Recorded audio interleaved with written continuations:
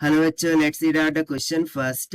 At the moment t equals to 0, a stationary particle of mass m experiences a time-dependent force of F equals to 80 tau minus of t, where a is the constant vector और tau क्या बोल रहा है? Tau is the time during which the given force acts.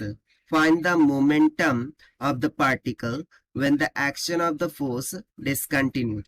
So हमें यहाँ पर simply momentum for the particle calculate करना है जब एक्शन ऑफ फोर्स डिसकंटिन्यूड हो गया होगा तब। ठीक है, तो चलिए स्टार्ट करते हैं हम सॉल्यूशन से।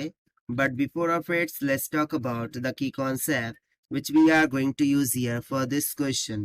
So basic formula यदि मैं बताऊं मोमेंटम का, so वो क्या होता है? मास इनटू वेलोसिटी के इक्वल होता है। उसी तरीके से मैं यदि बात करूं एक्सेलरेशन की, so उसका फॉर्मूला हो जाता है rate of change of velocity with respect to time के बराबर। एंड सिमिलरली जो फोर्स होती है वो क्या होती है? मास इनटू एक्सेलरेशन की इक्वल। सो इन सभी फॉर्मूलाज का हम यहाँ पर यूज करेंगे। तो सबसे पहले तो मुझे फोर्स का मान क्या गिवन है? 80 in bracket tau minus of T के बराबर। मैं फोर्स को मास इनटू एक्सेलरेशन लिख सकता हूँ, और जबकि एक्सेलरेशन को डीवी बाय डी टी। तो कैन आई से दैट कि mass m into d v by d t ये किसके इक्वल हो जाएगा? A t into tau minus of a t का स्क्वायर के बराबर। मैंने सिंपली इसको अंदर मल्टीप्लाई कर दिया। हम डी टी को उस जानिब ले जाएंगे और एम को इसी जानिब रहने देंगे। So m times of d v this will be equals to क्या हो जाएगा? A t into tau minus का ए टी का स्क्वायर डी टी हो जाएगा। सो कंप्लीट के लिए हम क्या करेंगे? दोनों जानिब इंटीग्रेशन लगा देंगे फ्रॉम 0 टू वी, और यहाँ पर क्या हो जाएगा? 0 टू टाउ हो जाएगा। देखिए यहाँ पर क्या हो जाएगा? 0 टू टाउ हो जाएंगे। तो चलिए इसको इंटीग्रेट करते हैं। सो हो जाएगा m times of upper limit रख दिया, लोअर लिमिट रख दिया, v माइनस ऑफ 0 हो जाएगा।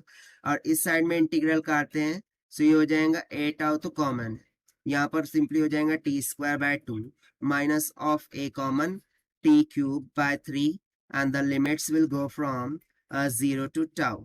जब हम टाउ को सब्स्टिट्यूट करेंगे, ठीक है, ऐसे यहाँ से क्या हो जाएगा? M v is equals to, मैंने ए को कॉमन काट लिया, यहाँ पर टाउ एज इट इज ये हो जाएगा tau square by 2 minus of a को कॉमन काटा है हमने, यहाँ पर टाउ सब्स्टिट्यूट करेंगे, ये हो जाएगा टाउ क्यूब बाय 3। एंड जब माइनस सब्स्टिट्यूट करेंगे so whole term will going to 0। So 0, ठीक है, माइनस टाइम्स ऑफ 0 जब रखेंगे तो होल टर्म 0 जाएंगे, उसको हम कंसिडर नहीं करेंगे ना। T into T square T cube bye 2 tau cube bye 2 और tau minus of tau cube by 3। तो 3 1 3, 3 में 2 चला गया 1, यानी कि सिंपली मुझे m b is equals to क्या मिल जाएगा? A times of tau cube by 3 के इक्वल। अब एम इंटू वी क्या था? देखिए ये तो मोमेंटम था पार्टिकल के लिए, और अकॉर्डिंग टू क्वेश्चन यही हमसे पूछा था टू फाइंड आउट। तो यहाँ से मैं सिंपली बोल सकता हूँ कि मोमेंटम फॉर द पार्टिकल वो किसके इक्वल आ जाएगा? A times of tau cube divided by 3 के इक्वल। और ये हो गया हमारा आंसर, जो कि हमने सॉल्व किया है by using the conceptual formula of momentum, acceleration and force. So this is the required solution. I hope you understood well. Best of luck. Thank you.